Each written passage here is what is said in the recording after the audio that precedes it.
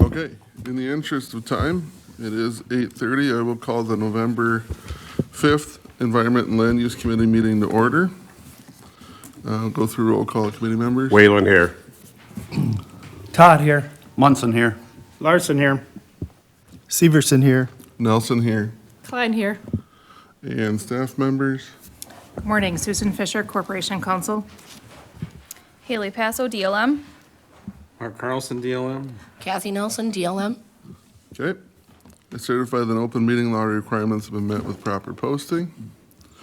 We have a 13-item agenda. I entertain a motion to approve. I move that we approve the agenda. Second. All in favor, signify by saying aye. Aye. Opposed? Motion carried.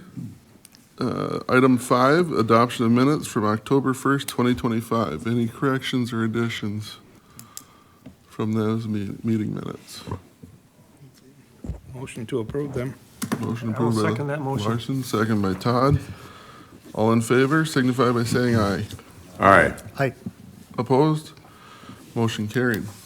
At this point, I will call the public hearing to order for a land use change rezone from transitional ag to industrial from Provision Partners Co-op, Nate Bennington, landowner petitioner, Adams, Wisconsin.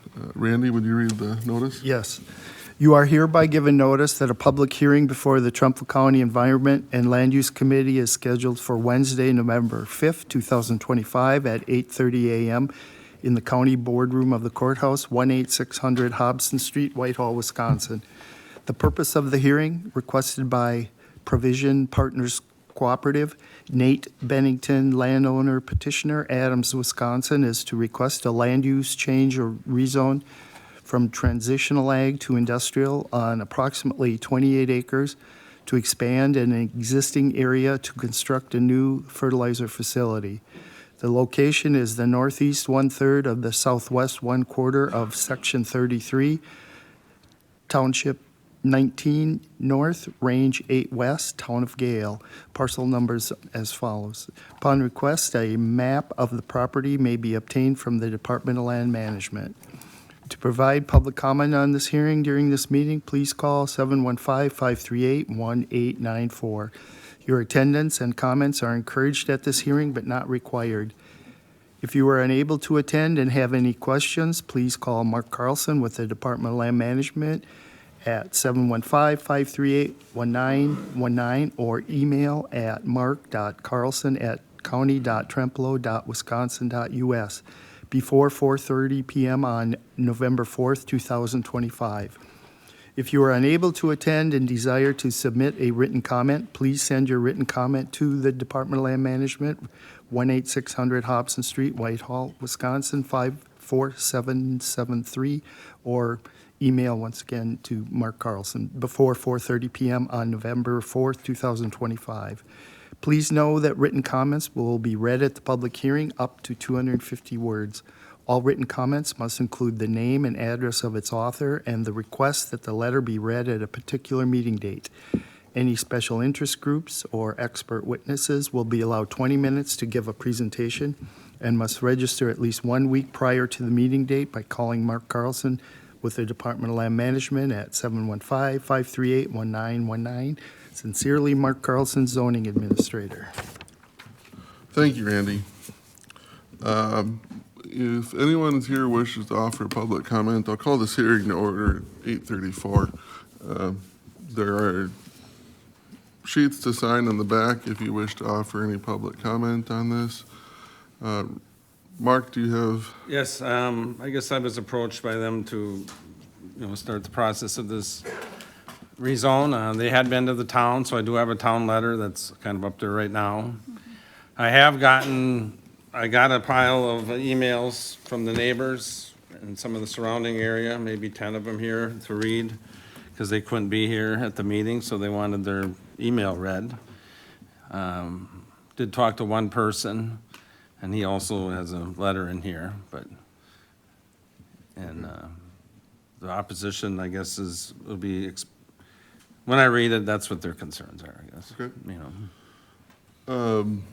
Is there anyone here who wishes to offer public comment, or is Nate here to speak on behalf? Anything you'd like to add from what's been described thus far? Not this time. Okay, We all have a presentation. okay, Yeah. okay. All right, so at this time then, Mark, if you'd want to read. Okay, I'll start with the town letter, I guess. The Town of Gale Board at their meeting on September 9th, 2025, made and passed a motion to support the rezone request by Allied Co-op / provision to rezone a 28-acre parcel adjoining their present facility to industrial. The motion passed with a voice vote with Paul Halderson abstaining. Town of Gale Board. Okay. And I guess I'll start with these. This one is from Gina Modell.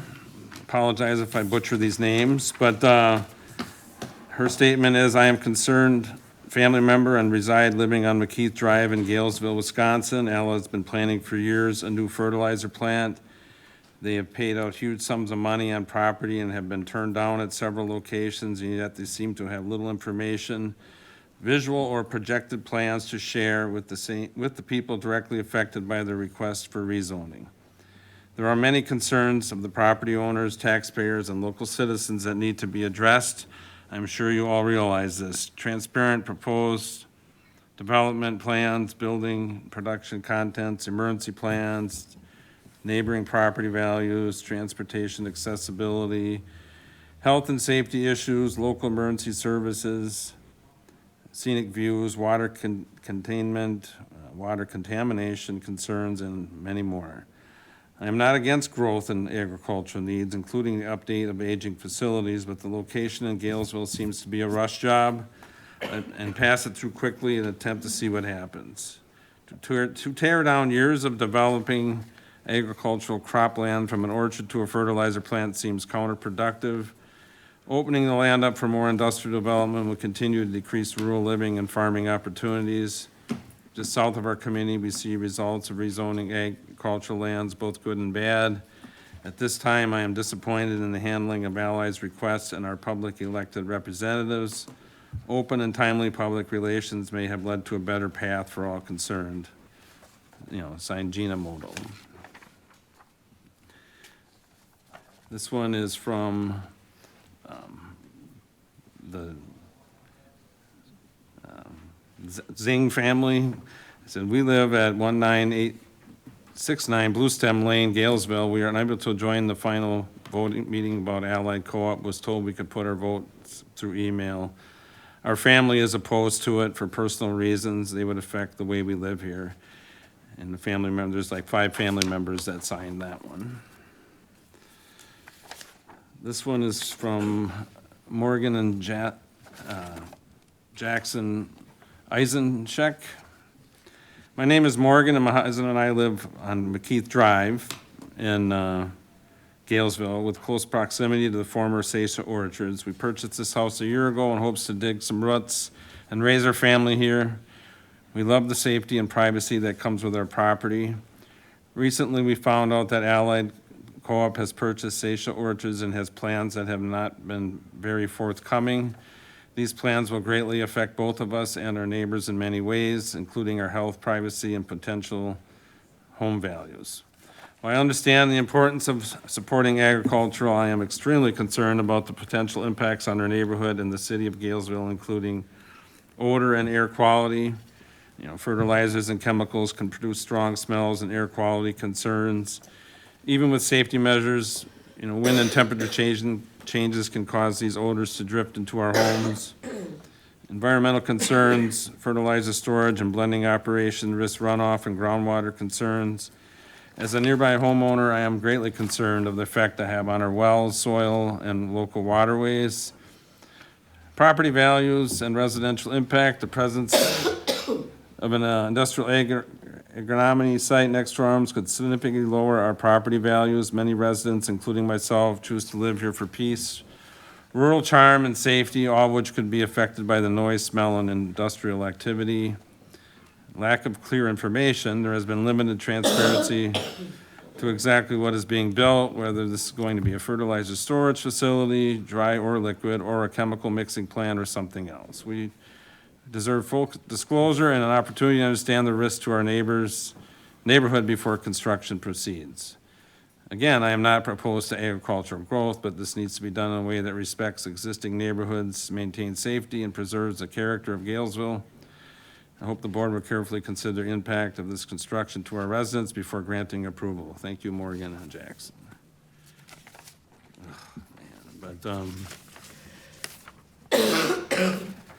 This one is from Stuart Britson. My family and I live in Galesville on Bluestem Lane, directly adjacent to the property expansion site, and we are opposed to this project. I was disappointed to learn about the town of Gale meetings regarding this proposal from another resident, as we were never notified. Our backyard borders the orchards now owned by Allied, so we should have been informed. However, we did not receive notice of this zoning meeting, which makes me question whether the town of Gale failed to notify us earlier if the expansion scope has increased and now places us within the notification radius. Regardless, I am deeply concerned about the impacts of the expansion. Initially, we were told it would involve only a dry fertilizer plant, but now I see that liquid tanks are part of this new proposal. I worry that our view will be dominated by bright lights at night, destroying the natural beauty of this land, the potential for increased truck traffic. Additionally, my family members who have considered building near us in Galesville have stated they will no longer do so if this project proceeds.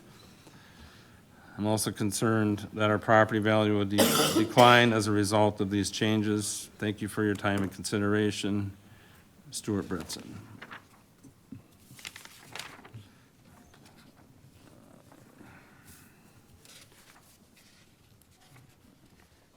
This one is from Jennifer Irons. I am writing to express my deep concern regarding the proposed rezoning for a fertilizer plant Allied Co-op wants to build. I am opposed and believe the environmental risks and long-term consequences deserve serious consideration before moving forward. Fertilizer production is known to release harmful pollutants, including ammonia, nitrogen oxides, and volatile organic compounds, which can degrade air quality and pose health risks to nearby residents and animals. Additionally, runoff from fertilizer and manufacturing can contaminate local waterways, threaten aquatic ecosystems, and drinking water sources. Where my home is located, we would get a lot of the runoff where this facility would be.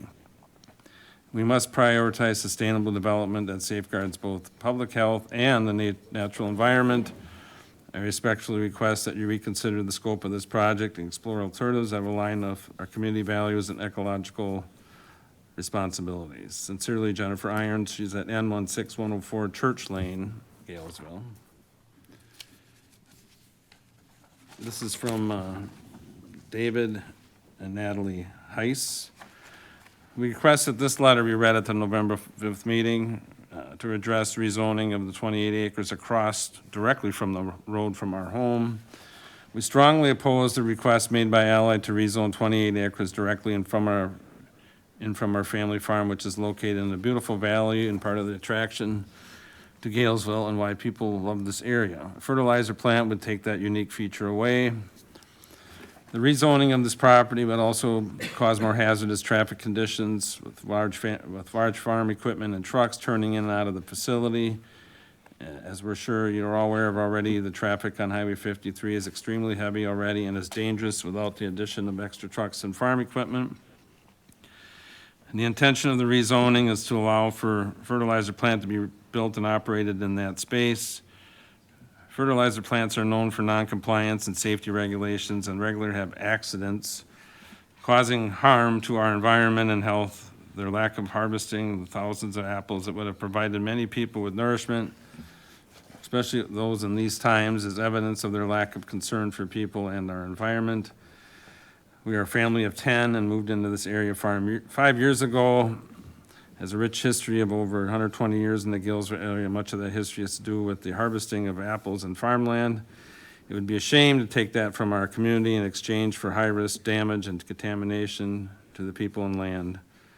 We are not willing to take the risk of damage to our environment or health, given the data that supports the likelihood of some kind of contamination or harm to our family and our environment. Please do not allow for the rezoning.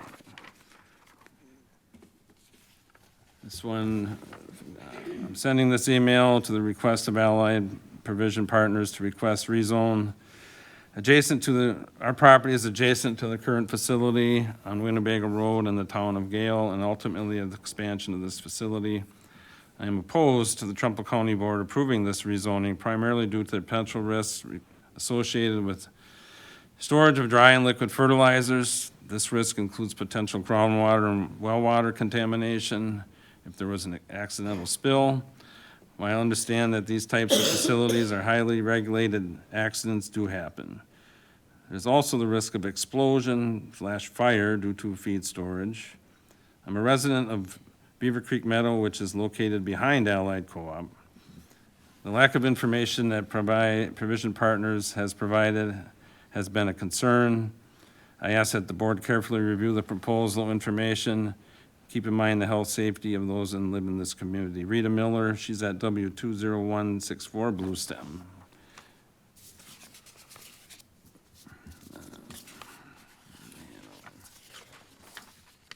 This one's from Tim Miller. As per our he's the one I talked to, but it says, per our conversation, I'm sending the correspondence to confirm my opposition to the Allied rezone request. The following are some of the reasons why. First and foremost, safety for employees, residents, and emergency response teams, drop in value of my real estate, total lack of transparency and detailed plan for the future use of this property. The original plan that had no detail, the use for dry fertilizer only, and will keep the current liquid fertilizer tanks in place. Now that this is a request at the county level, I have possession of legal documents showing the assumed dry fertilizer plant and addition of 12 30,000 gallon liquid fertilizer tanks. Allied is a co-op, and co-ops pay dividends to customers, so I'm requesting that all board members with any ties to Allied abstain from the vote, as it is a conflict of interest. Allied provides services to both ag and non-ag customers. For the record, I'm neither anti-business nor anti-farmer. Allied did a poor job of reaching out to their neighbors, which would have made this whole situation more palatable. Respectfully, Tim Miller. This one here is one that was included in your packet. You want me to read that one too, or it was in the packet? Okay.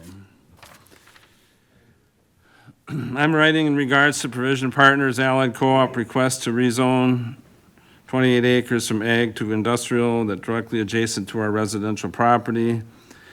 The request and preliminary plans for a substantial expansion of the fertilizer facilities of great concern to me and my wife and our neighbors. After attending the town of Gale board meetings, there's still little known about the full plans and need to rezone 28 acres from ag to industrial.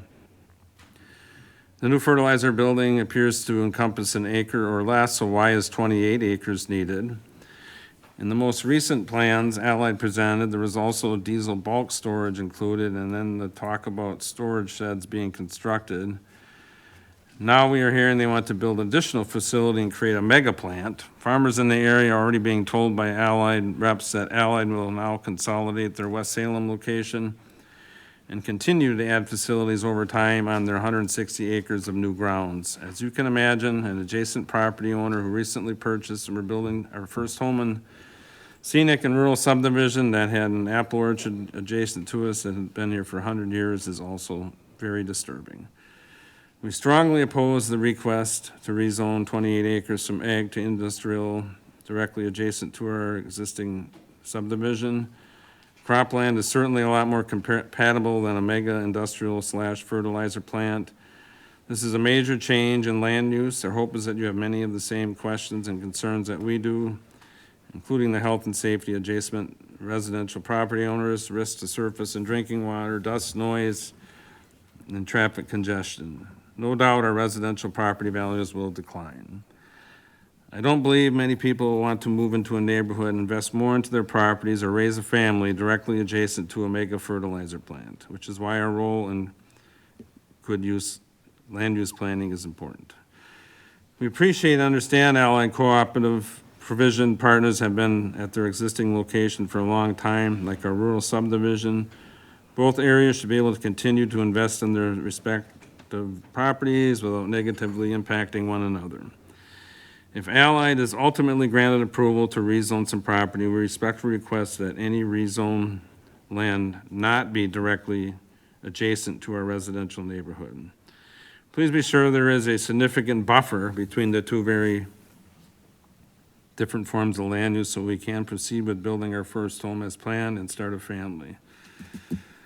All of the existing residents have been made substantial investments in their homes and properties. It isn't quite fair or right that one business should be allowed to negatively impact our safety investments and quality of life.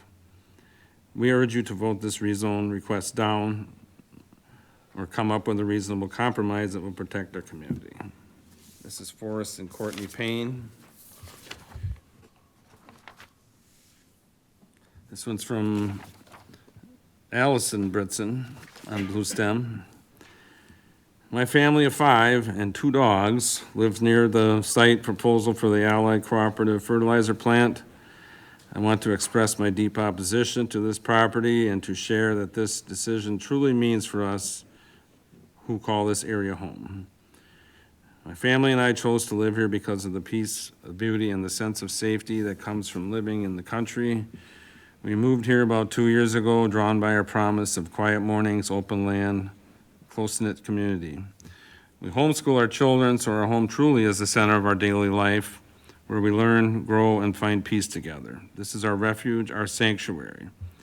The proposed expansion threatens to take that away. This expansion would completely change the first impression of our town. It'd be the very first thing people see as they enter, the first business right off the main road before you reach the heart of our downtown. Instead of the welcoming rural, semi-rural charm and stunning views of apple trees, visitors and residents alike will be met with the sights and sounds of an industrial plant, bright lights, truck traffic, and the potential smell and risk of chemicals. This is not an image we want for our town. Also, we understand the importance of agricultural and fertilizers and farming. There's a human side to these decisions that can't be ignored. We personally have friends whose young daughter has been fighting cancer for years. Tests found traces of Roundup weed killer in her system. She doesn't live here, but in the surrounding area, and heartbreakingly, she isn't the only child in the region facing health battles like this. I am obviously not saying this specific plant expansion is directly related, but every time chemical operations and fertilizers move closer and closer to where our families live, it raises real and serious concerns for parents. It should be a concern for everyone locally. Beyond the health worries, expansion brings a lot of uncertainty for the young apple trees in the orchard and now owned by Allied. We have been told there are no plans for that trees right now, countless times, and that is a concern in itself. My guess is that destroying thousands of apple trees has been part of our local landscape and heritage for years, and who knows what they'll replace it with. Once these trees are gone, they're gone forever. And then there's the impact of our homes, not just financially, but emotionally. We poured our hearts into our homes. We're surrounded by peace and privacy. We look out windows and see industrial buildings instead of beautiful country views is heartbreaking. I understand the need for business growth and local development, but not every project belongs everywhere. There are places for industry and there are places meant for families, for farms, for nature. I urge you to stand with the residents who have built their lives here. Please bring our homes, our health, our land, the quiet rule that makes us special. After all the moves we made, trust me, a place like this is hard to come by.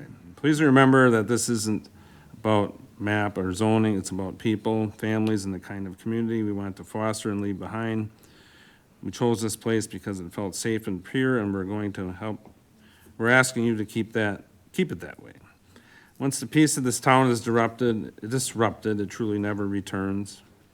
Thank you for listening. Consider not just the profits of a corporation, but the people and the place that make this community what it is. Sincerely, Alyssa Britson. That's it. All right, well, thank you, Mark. You deserve a drink.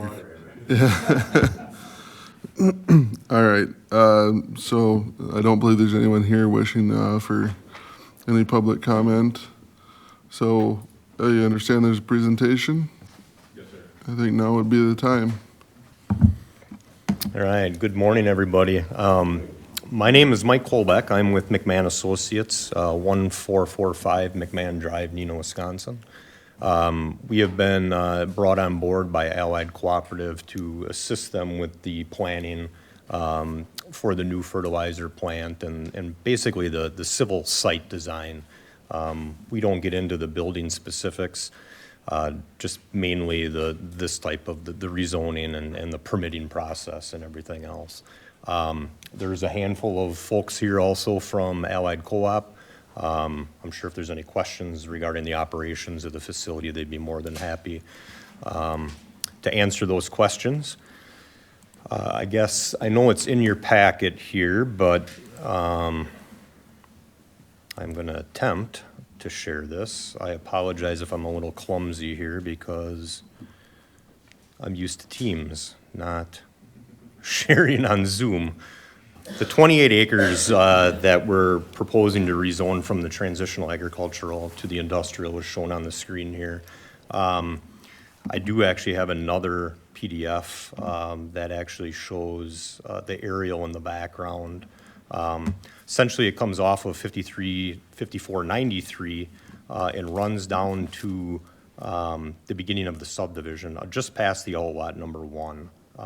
You can kind of see my hand cursor here. And then it runs over about 1,650 feet to the east, and then back up to 5493.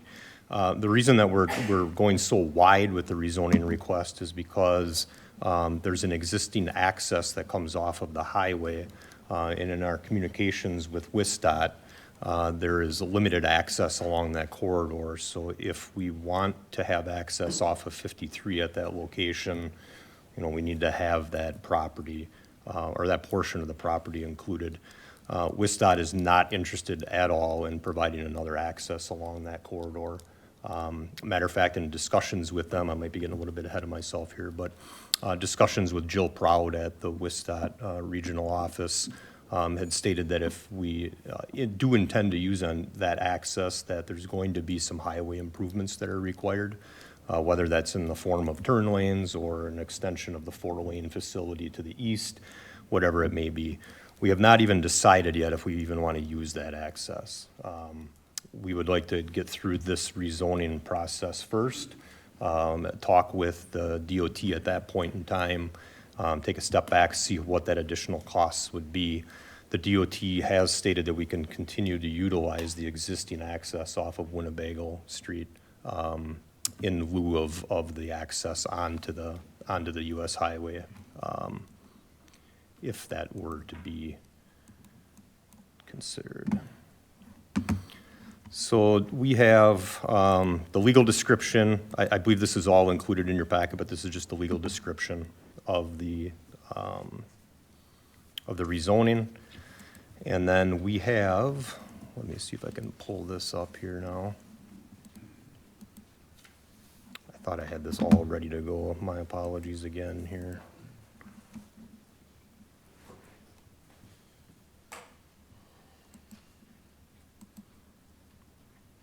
So the layout that was in the packet that you might have seen, we have it's going to be about a 31 to 35,000 square foot facility. We're going to centrally locate that right in the middle of that 28 acres for the most part. One of the other reasons for the 28 acres, in addition to wanting to have that access off of the highway, is that we went out and did a wetland delineation on the property, and there's about 1.5 acres of wetlands that are located in the area, primarily up in the northwest corner of the property. We also need to reserve some areas for stormwater management. With this being such a large development, the DNR requires us to take care of stormwater management, so any runoff that comes off of any of the new development on that property needs to go to a stormwater pond.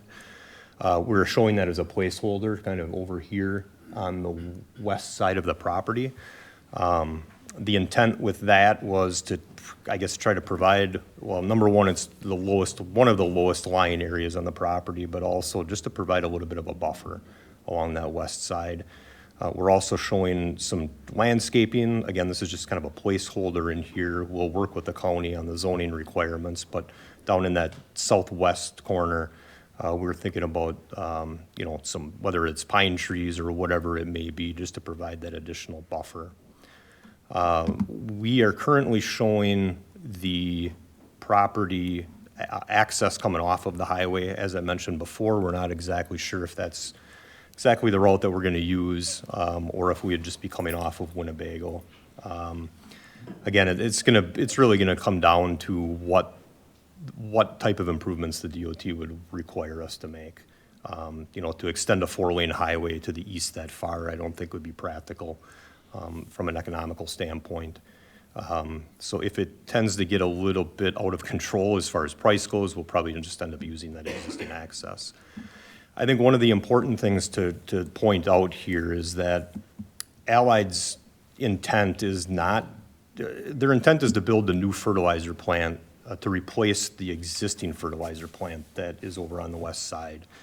That facility is aging. It really needs to be either tore down, I guess, or improved upon. So the intent is that once this new facility is constructed, that this old facility that I'm hovering over the top of here right now with my cursor, that will get tore down. The operations really aren't any different than what's there today. All we'd be doing is taking the fertilizer operations that are there right now and moving them over, actually further away from the residences here. I know that there were some concerns about environmental. One thing that I'd just like to point out is that, you know, and I believe that one of the letters actually stated this, but Allied Co-op and other companies that are in this industry are heavily regulated by DATCAP. There are a lot of precautions that are put into the design of the buildings, containment curbs, containment systems, all of their fertilizer mixing, all of their receiving, all of their distribution out of the facility will all be underneath covered roofs. So there won't be any, you know, fertilizer, dry fertilizer out in the elements at all. I don't know if that's the case where they're currently at in this existing facility or not, but with a brand new state-of-the-art facility, it's going to be much safer. It's going to be much cleaner. And quite frankly, like we had said before, it's going to be further away from these residential properties. I had mentioned before, stormwater. I know that there were some concerns about the runoff and the surface runoff. The stormwater ponds that we design for facilities like this and many other facilities that we do, they're regulated by the DNR. They have to have clay liners placed in them or geosynthetic liners placed in them. All the runoff from this development is going to have to be directed to that stormwater pond, which gives it the ability to be contained and treated, quite frankly, before it's released back into the system. And the drainage, just to touch on one of the comments that was made, the drainage in this area actually does drain from the northeast down along the property line and to the southwest. I can bring up another image here that might just show that a little bit better. So this dashed line that runs along the top, if you can follow my cursor, it runs along the south side of the highway, and then it kind of comes down along the east side of their existing facility, Allied's existing facility, and then down through the outlots and down through the residential subdivision. That's a natural water course that we cannot do anything to prevent any drainage whatsoever through that corridor. So we're going to have to be mindful in our design that when we are working with the stormwater and the grading and everything, that we maintain that drainage. And then the pond that we would put in, like I said, we would collect all the water off of the runoff off of the site. It would be redirected back into that drainage way and then sent on its way down to the southwest. I had mentioned wetlands. I just wanted to quickly bring this up. You know, this is the area that we were talking about that have wetlands on the property. There's also some contours that we're showing here. I had mentioned earlier that, you know, one of the reasons why we're going for the 28 acres was because of the wetlands, but also for the stormwater. But then for grading purposes, it's always difficult to try to wedge a new facility like this in when there's a lot of terrain difference. So we wanted to expand the boundaries a little bit so we had the ability to place this building where it needs to be, and to get the gravel driveways around it to serve the needs of the facility. One other thing I just wanted to mention, there were a couple of comments that were made about transparency. I've been at every meeting so far that we've had, and I actually think that Allied Co-op has been very transparent what they plan on doing at this parcel. One of the things that, we don't have full plans developed yet. This isn't part of the process. The process is that we put together a preliminary plan and go for the rezoning first. Once we get with the rezoning approved, hopefully, we will definitely be working on finalizing the plans. All the plans that we put together will be in accordance with DOT regulations, DATCAP regulations. That's what we're hired to do, quite frankly, to keep Allied out of trouble.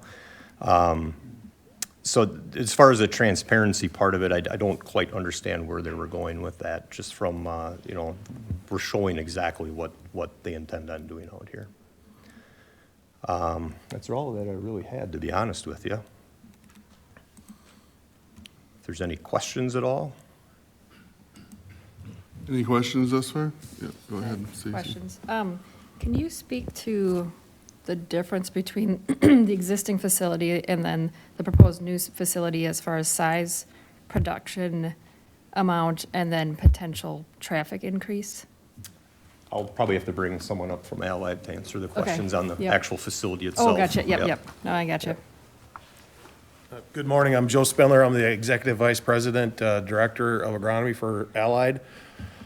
So I can answer most of the operational questions. We also have Keith, who's been the operational manager of that site for many, many years, has worked there over 40 years, so he has a very good understanding of what goes on. So the questions on the operational differences today. So as Mike shared, the existing facility does have a existing dry, I'll refer to it as a dry bulk fertilizer storage facility with a mixing tower. Today, Keith, we were about, approximately 3,000 tons of storage? 2,000, I'm sorry. About 2,000 tons of storage. The proposed building today that we are proposing is anywhere in the range of 10 to 12,000 tons of storage. And one of the main reasons for that is the facility today is turned approximately 8 or 9 times. So we bring product in empty at about 9 times a year. And with our industry, we have a tremendous time restraint that happens very, very fast in the spring, obviously during planting season. We do require a lot of supply to come off the Mississippi River. So as our industry has grown and advanced over the years, we find it to be, possession is 9/10 of the law. If it's in the shed, going into March, we feel much better about having the supply for the local farmers when they decide to plant, because it happens very quickly nowadays. So it is an increased capacity per your question versus what we have today, and that is just to handle the needs of the facility based on the growth that it has obtained over the years from when it was first established or built. As far as traffic goes, I'd like to say that in my mind, the traffic will be, obviously the tons are coming in today and the tons are leaving today, so that stays similar. The biggest difference to that would be the timing of those loads that are being received versus when they're being shipped.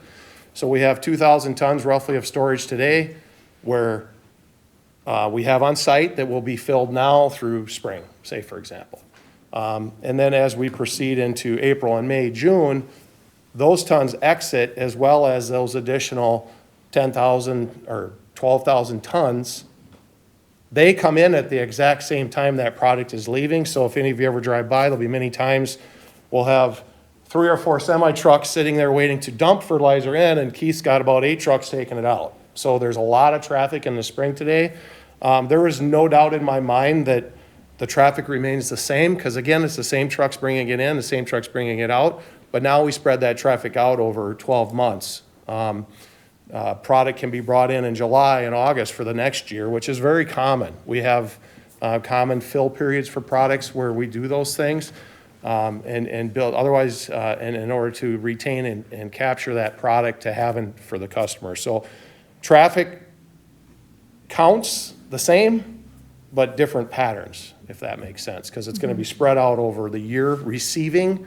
It's still going to go out of the facility the same time as the farmer's plant for those I 3-4 see. weeks in Yep. the spring, Okay. but it won't be received during that 3 or 4 weeks. It'll be received prior to that. There'll still be some product received during the in-season demand, but it'll be a fraction of what it is today as far as the flow of that. If that, was there another question that I may have missed? Nope, I think that covered those. Because then I was also curious about current hours of operation, if that would remain the same, or what they are now. Yes. So operation or hours today are very normal business-like when it's very slow. And for, 60 days in the spring, we are open on demand as our customers require us to plant their crops. So it's, in all practicalness, it's sun up to sundown, as our customers need the product. But we do have to sleep as well, and we do not run multiple shifts at those facilities. We have one crew. So it's a 5 in the morning type thing, 6 in the morning to 9, 10 o'clock at night type traffic in and out, employees leaving, things like that. But it's very seasonal on demand. Okay. One thing as far as lighting on the facility too, was a concern. We have some existing facilities that we've most recently constructed very similar to this. And there's obviously some lighting that, is on the buildings. But the way the lighting is designed, it's got a downward facing lights, it's more of a security light along an edge of a building or something. Obviously, you'll have the lights of the equipment and the trucks that are, but for the most part, we do not operate in the dark. We may have a truck leave in the dark, but it's mostly during daylight hours. So that would be it's not gonna be lit up like an amusement park out there or anything like that. Just wanted to address that, I guess.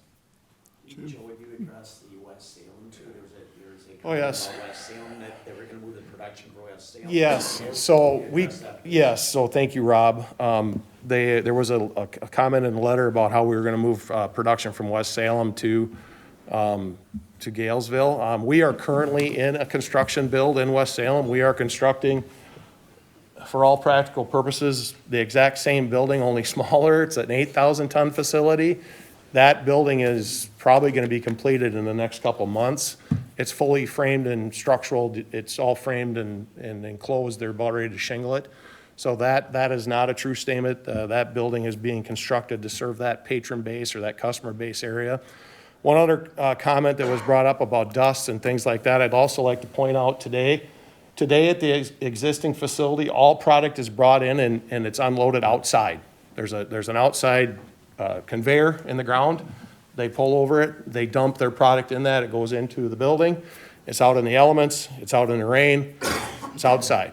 The new facility has a covered receiving building. It'll be completely enclosed inside of a building. The trucks will come in, they'll have the ability to dump their product inside. It'll be fully cement around that. It's like a garage internal. And then also today, with the tower mixing structure, that also sits outside. And in the new building, that'll be enclosed as well. Thank you, Mike. So you can see the little tiny shed on the top left there, that's the receiving portion of the building where the trucks will come in and they will dump in under a roof. So that takes away the chance of getting caught in the rain, takes away, obviously less dust.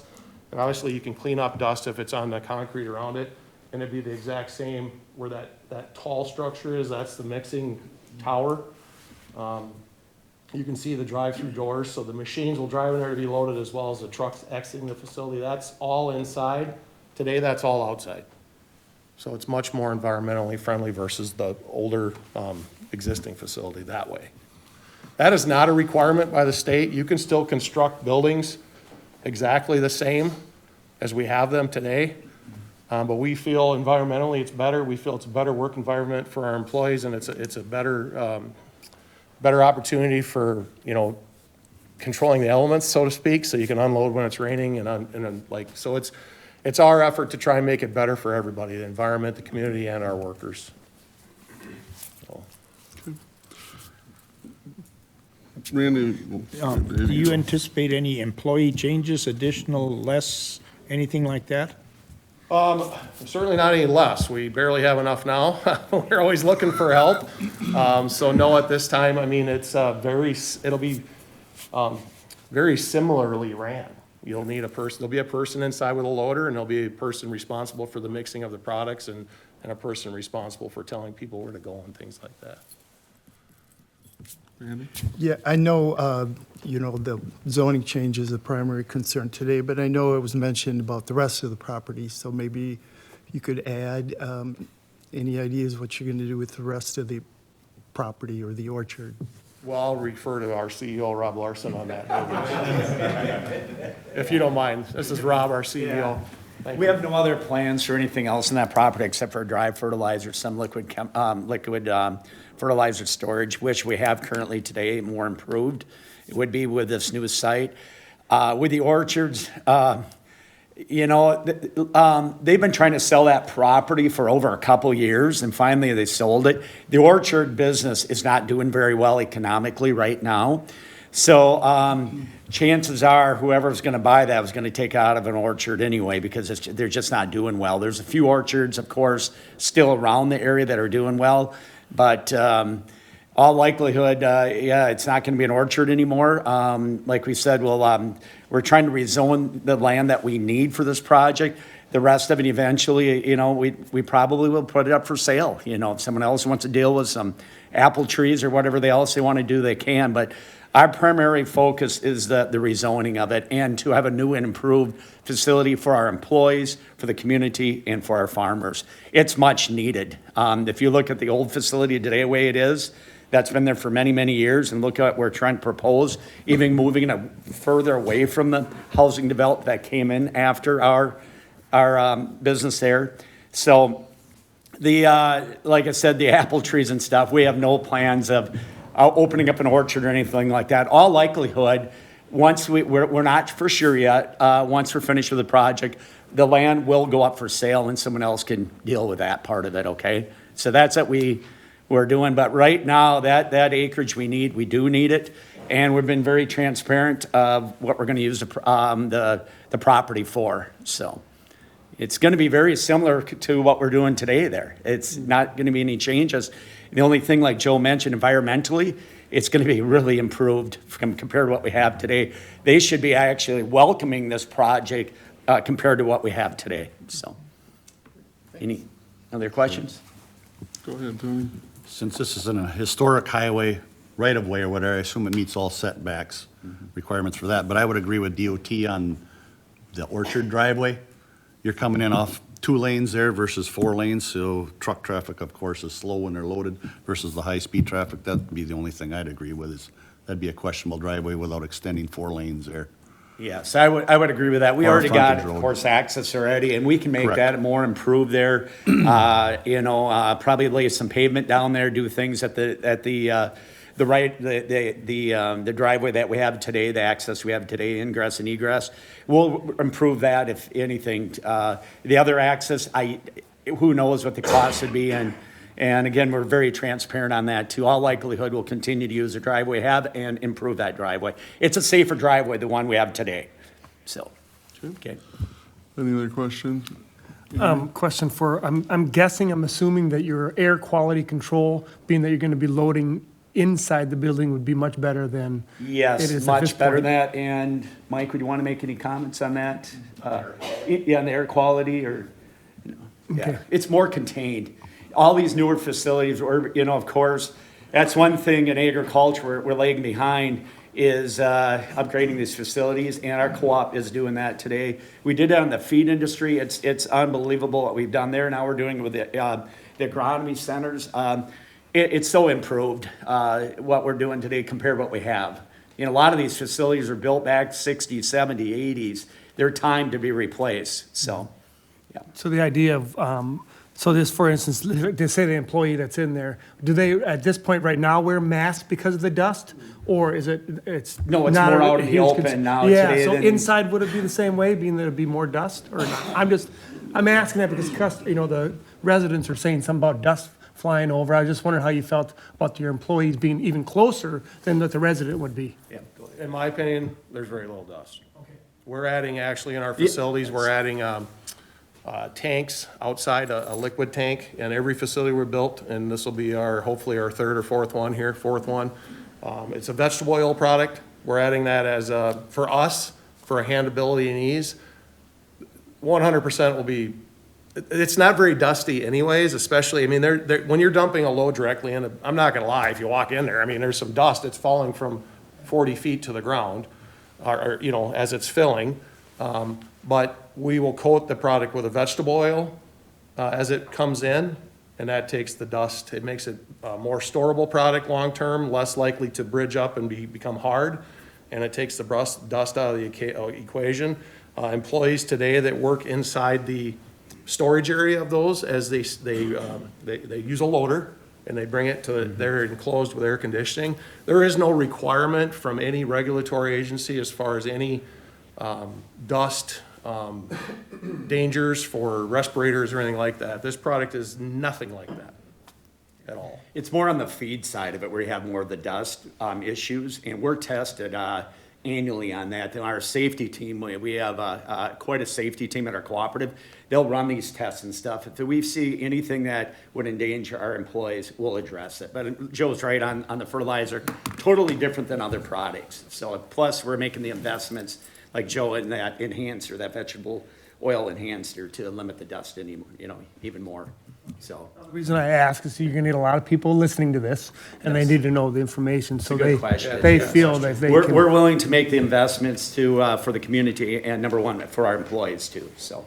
And these newer facilities are able to do that. These older ones are very difficult to put add-ons, something like that, so, yep. Okay. Any Anything other else? questions? Another one. It was mentioned that drainage would go to the southwest. I'm just wondering if you, and maybe this is a question for Mike from the engineering firm, if you can give more detail on what actually ends up getting drained out and where it goes?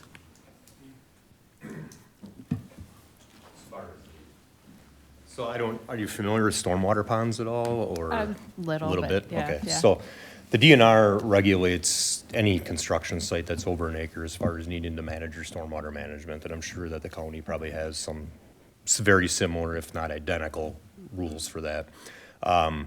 So like I had said, every drop of water that lands on this facility that's disturbed by construction, we're gonna need to bring to that stormwater pond.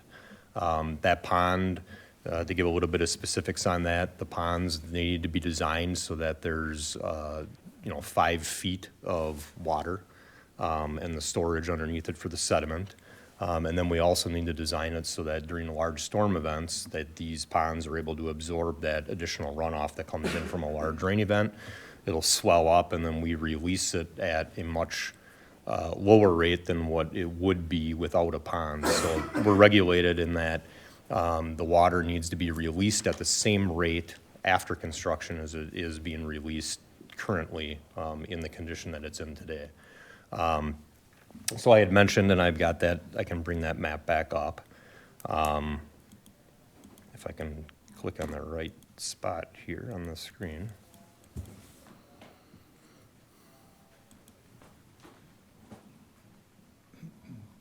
We'll see here once. But we want to position that pond so that it's in the lowest spot, or one of the lowest spots on the property, so that water can just drain there to the pond. And then that will just discharge into that same waterway. As far as what the name of that waterway is, I guess I don't know. It's an unnamed tributary, is what it is. But that'll be released out of an outlet structure out of the pond, through a small hole, and that'll just drain into that same drainage ditch. And it'll just meander its way through, just like it is today, through that subdivision. Does that answer your question?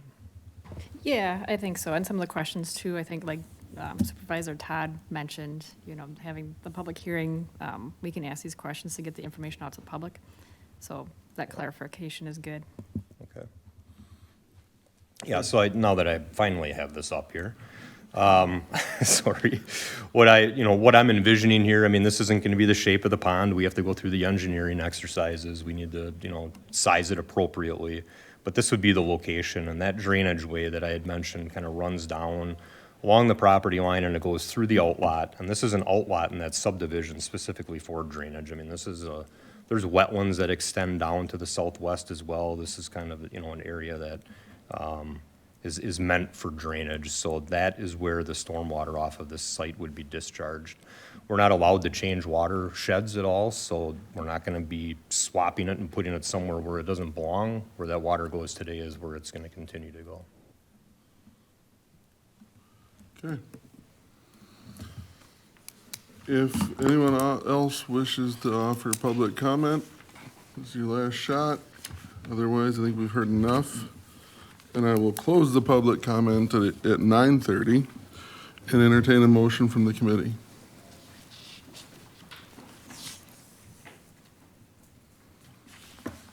Motion to approve. Motion approved from Klein. I'll second that. Second from Larson.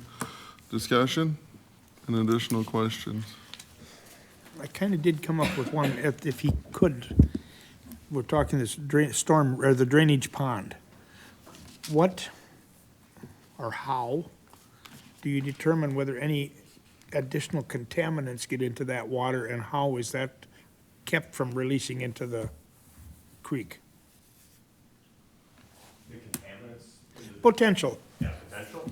I mean, I'll be 100% honest with you, we really don't. I mean, these ponds are meant to treat the runoff that comes off of the properties. So, I mean, it's gonna be up to their operations and up to their SWIP on how they keep those contaminants out of that stormwater pond. They're gonna have to be proactive with it. There's gonna have to be cleanups. They're not gonna just allow the fertilizers to run into that water. So, now, the way that the ponds are designed is that, you have the water coming on one end of the pond, and then you have your outlet structure on the other end of the pond, and it's all about, I'm not gonna bore you with engineering terminology at all, but Stokes' law, particulate matters settle out of water. Any of the heavier molecules will settle out to the bottom. And part of the permit that the Allied Co-op will have with the DNR, stormwater management permit, is that when the sediment increases in the bottom of those ponds to a certain depth, they have to come in there and they have to clean it out. When you're cleaning out that sediment, you're required to do testing, determine if there's anything in there that's, a recognized environmental concern, an RUC, and if there is, that needs to be disposed of properly at that point in time. So in regards to the facility itself, I just want to point out that, so the dry building itself is designed in such a way, and I'm not going to get out over my skis a little bit, but the way that the buildings are built with the foundations and the flooring, they lock and key the cement. It's basically built with containment in mind. If you were to create a load of liquid, for example, and dumped it on the floor in that building, it would not exit that facility. There is no way for that to exit. And then likewise for the proposed bulk liquid fertilizer storage, which is what those tanks are. Those tanks sit outside and they're surrounded by some form of a containment area or diking area. Might be cement. Some use earthen with rubber seals. Some use steel containments. Today, those are very common. It rains. Water gets into that and stays because it's holding it. We have to test that water for nitrate levels before it is discharged. Any other questions from committee or discussion?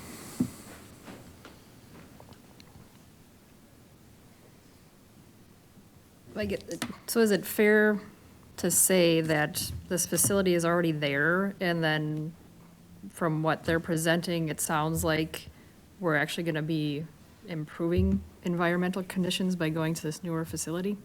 That's 100% my take on it. That'd be our belief as well. From the containment, unload and receiving areas and things like that, yes. Yep, having worked in agronomy and worked with Keith for years, no, this is quite an improvement for all intents and purposes, so. Any other questions, discussion from committee? Yeah, one real quick. Go ahead. Just a comment. As of right now, there is no retainment pond.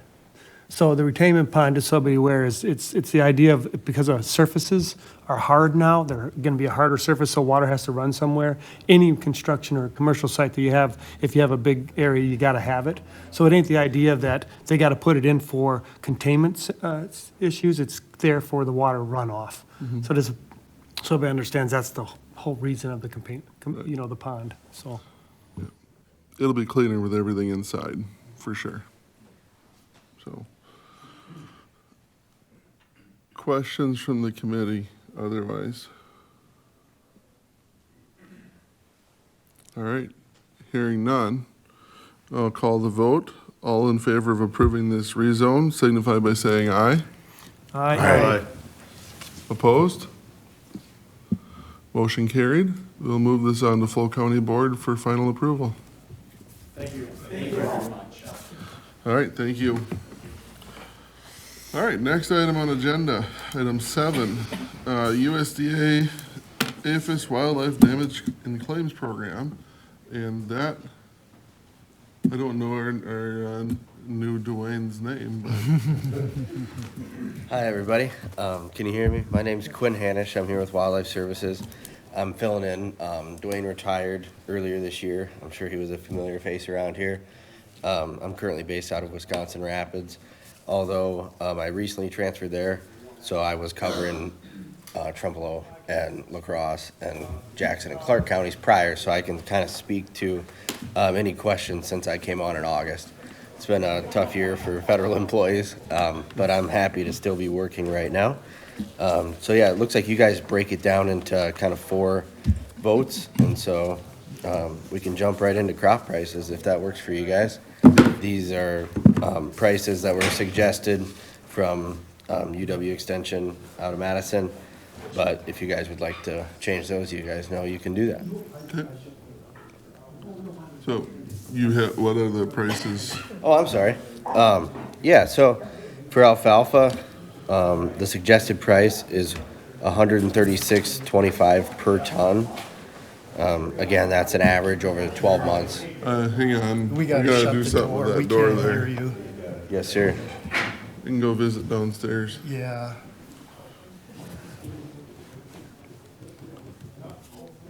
I would like to say this is in your packet as well. It So is. each of them are, and I'll pull them up as he's Oh, talking there, I as got well. it. Yeah. I should look at my packet. Okay. Okay, sweet. So, yeah, if you guys have these handy, I appreciate that. Thanks for throwing that up there. So, yeah, these are, again, a 12-month average. So I realize corn and beans and whatnot are going to be a little bit higher than, they are maybe today, but we want to be representative of a 12-month average. So, to my knowledge, this is relevant only for corn and beans this year because of what our full enrollees look like inside of the damage program. That being said, we need to vote on all of them because haylage and whatnot is coming up for this next year. Yeah, just want to be transparent there.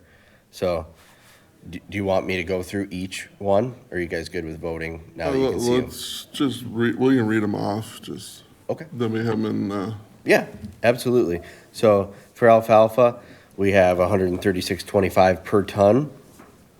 For an alfalfa grass mix, we have $92.83 per ton, $92.83 per ton. And then we don't have anything inserted for grass or straw. If that were to come up, we can come back and amend prices, which we can do for anything, especially specialty crops as those come up too, or like organic people who join the program. So as far as grains go, we have general field corn at $4.18 per bushel. We have oats at $3.55 per bushel. As far as soybeans go, we have $10.01 per bushel. And as far as wheat goes, we have $4.76 per bushel. okay. Thank you, Quinn. So I need a motion to accept those prices for 2020. I'll move to accept those prices as far as for the damage. Moved by Whalen, second by Munson. Any other discussion? All in favor of approving those signify by saying aye. Aye. Opposed, same sign. Motion carried. Next will be the 90% cutoff date. So this would be to set the date where you have to be done with harvesting to, well, or else you have to go out and do a field appraisal, right? So, either way, I do a full Okay. field appraisal for our full enrollees. And I can tell you for Trempealeau County, my last, planned appraisal as of now is actually tomorrow. So I would suggest December 1st, like we suggest to every county, because, if there was a weather event or something that kept us from getting out and doing appraisals or from keeping, farmers from getting their crops off, we can come back and amend that date. But I would suggest December 1st. Okay. Would anyone like to make a motion? on Motion to harvest? approve December 1st is the cutoff date. Okay, motion by Larson. Second. Second by Whalen. All in favor, signify by saying aye. Aye. Opposed? Motion carried. Trempealeau County budget is our next item for discussion there.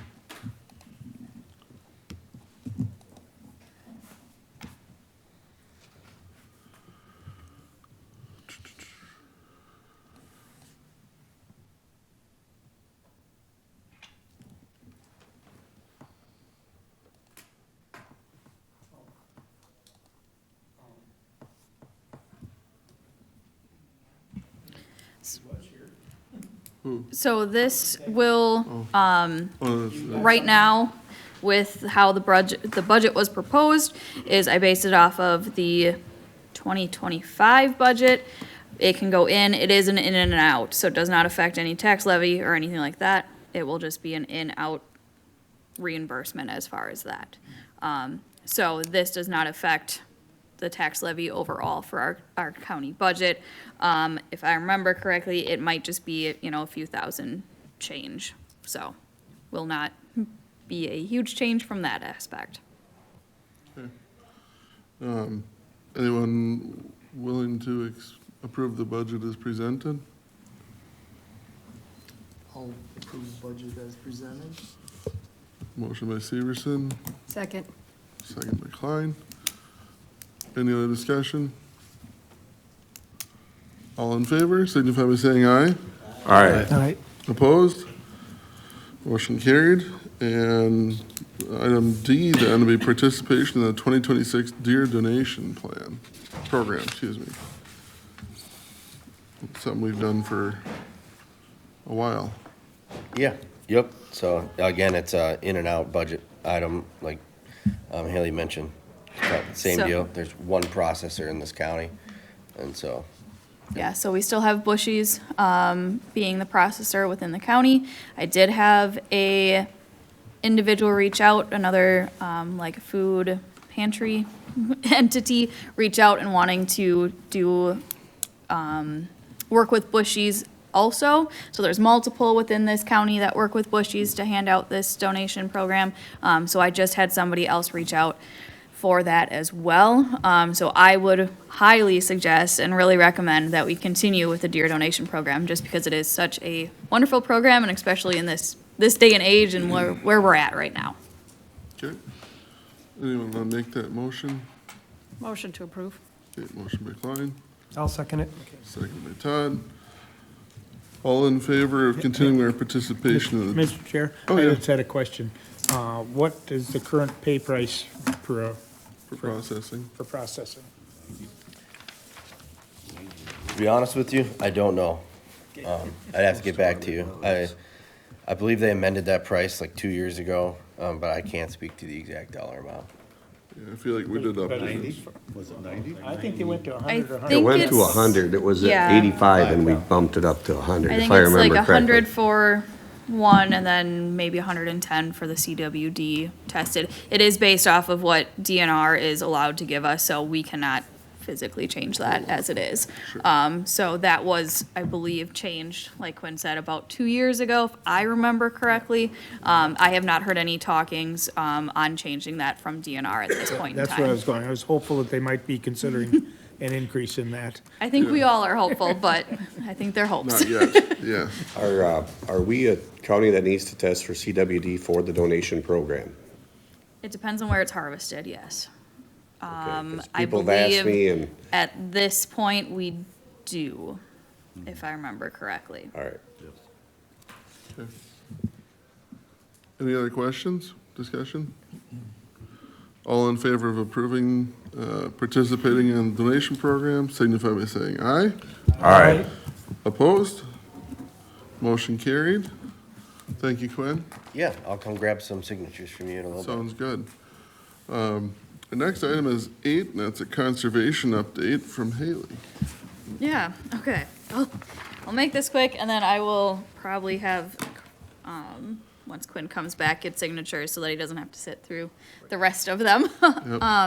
So Tree and Shrub opened yesterday at 9 o'clock, and we had 71 orders yesterday by the end of the day. So that was really exciting. I think within the first hour, we had about 35. So it was awesome to see them just rolling in.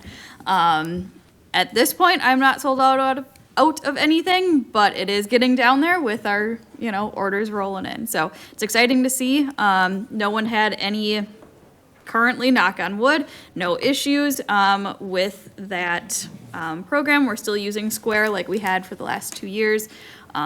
So it should be going well. And then youth education, so the poster and speaking contest, the information has been sent out to surrounding schools, to libraries, to staff. I will get it out to county board because I don't think that's on our all-staff email, so I will get that out as well. So the deadline to get in all of the paperwork is December 22nd, so that is right before the kids go into Christmas break, or holiday break, I should say. And then the actual contest will be after they come back. I believe it is January 14th, but don't quote me on that date. I can look at it, but that is also an exciting time. I have had a couple teachers reach out about the poster and about the speaking, so we're excited to see, what we come up with this year. Again, the poster theme is soil is where it all begins. So it's really an exciting one with soil being the main focus for that poster contest.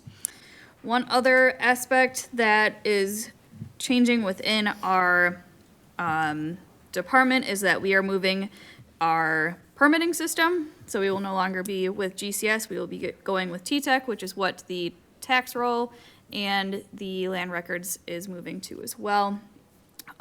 So we are in the process of getting that all updated, working with T-Tech to get that moving forward, and I have a tentative go-live date of the week of December 8th.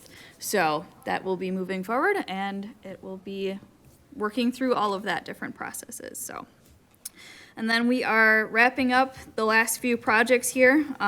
We do have a couple projects, though, that we are working with NRCS. With them being shut down, those projects are at this point in limbo because they were the lead on those projects, doing the construction checks, and the one going to be signing off on that construction plan and being the first to pay, and then we would piggyback on money on that. That's how that process has worked.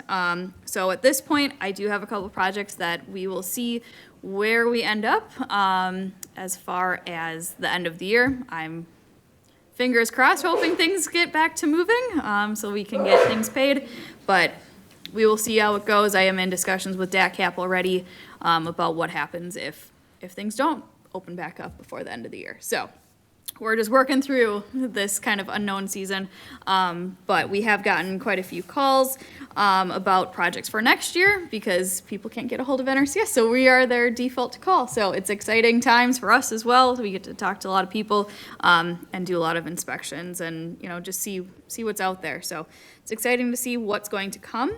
And that's pretty much it for conservation. Busy as usual, running around, but we're enjoying it, so. All right, thank you, Haley. Yeah. Zoning update from Mark. Actually, do we want to just let Quinn get some signatures He before can we come. jump in? Because I know there's a whole slew of next items as well.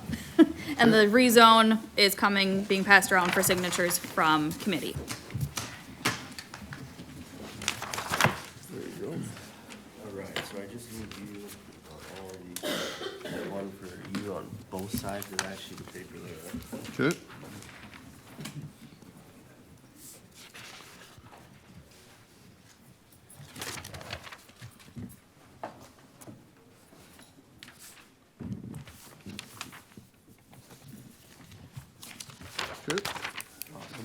Here's the beer donation.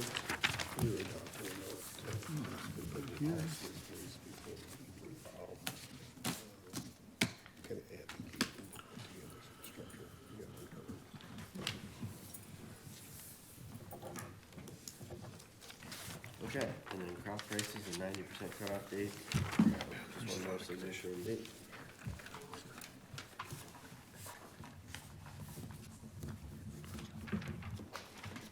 Alrighty. Awesome. There you go. Thank Thank you you. guys. Perfect. Thank you, Quinn, for coming in and going through that. Yeah, nice to Yep. meet you as well. Okay. All right, awesome. So now, item 8, zoning update. Okay, I had someone reach out to me about, and they went through the township already for a CUP for a wedding venue, which we have done for one in the past. I don't know how we want to continue addressing it, but, we have done it as a CUP in the past. And, Simon from Eckers emailed me a couple days ago, and he actually wanted to come to this meeting and kind of give their 2 cents on, from their standpoint, you know, with the ag business type things. And I said, well, you might be able to talk, but, you know, we're gonna have a few items on the agenda that, and he sent me an email, and I'll just forward that around, you don't, just for your looking at between now and whenever, about what his point of view on it all is. And maybe he'll come next meeting, I don't know, he kind of leaves for the winter, but I'm not sure if he'll leave that early. But, and I'm not sure about the public hearing with the zoning amendment, you know, the railroad thing, you know, I don't know if that's gonna be coming up at the next meeting. We haven't received anything from them as far as, so we need to have a proof of that license to have it brought to her, or just bring it? Just bring it. Okay, and so that's, I kinda got that ready. But yeah, I'll just pass around Simon's email. He kind of not spouts, but he brings up different aspects about state statutes. I don't quite understand how we're jeopardizing anybody's livelihood by calling it commercial versus not commercial. But there seems to be a glitch in the state statutes that he thinks there is out there. I did reach out to the commercial building inspector, and regardless if they're zoned commercial or not, if there is a certain aspect of their business that needs to be done commercially, it needs to be done.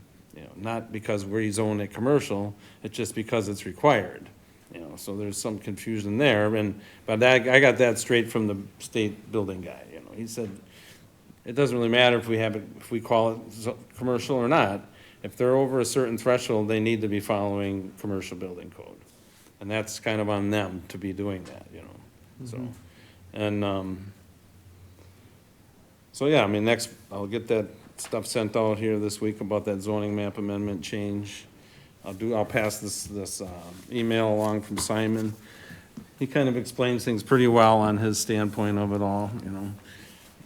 I mean, I just want to make sure we do this correctly and either do it the commercial way or, you know, do a zoning map, a zoning change language or something, just to kind of put this one to rest, because it's been talked about and talked about and talked about, but, that's pretty much it, you know, zoning, nothing's really changing there, it's people still bringing in permits. We've had some court things lately, and some people were found in violation, and we're still trying to work those things out, but that's pretty much it there, I guess. Okay. Any questions for Mark? All right, thank you. Solar farm proposal, item number 9. Discussion, possible I got a action. phone call from an individual who's just reaching out. And of course, they're pretty restricted on what they're telling me, but they said 2,000 acres. They wanted to know what the permitting process was.